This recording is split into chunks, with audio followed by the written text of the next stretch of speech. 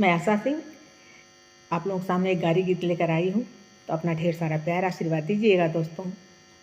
चल सुनते हैं गारी गीत। अरे दही बेचायले बीरजवा का नार कहाँ लैला दही ललचावले, दही बेचायले बीरजवा का नार कहाँ लैला दही ललचावले, दही बेचायली बीरजवा का नार कहाँ लैला दही ललचावली। अरे दही देखी बुढ़ाओ के चुअले लार कहाँ लैला दही ललचावली, दही देखी बुढ़ाओ के चुअला लार कहाँ लैला दही ललचावली। दुल्हा के दीदी गजब के रसीली, दुल्हा के दीदी गजब के रसीली, कभो लखनऊ जाली कभो जाली दिल्ली, कभो लखनऊ जाली कभो जाली दिल्ली।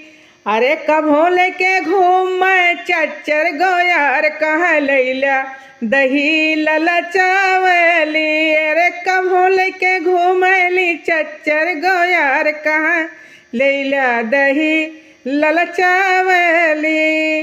दही बेचैली बीरजवा के नार कहाँ लैला दही ललचावली।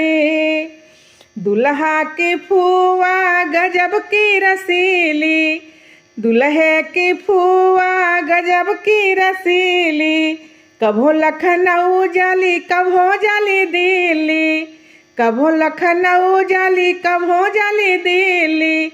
अरे कभो लेके घूमली चच्चर गोयार कहाँ लैला दही ललचावली, अरे कभो लेके घूमली चच्चर गोयार कहाँ लैला दही ललचावली।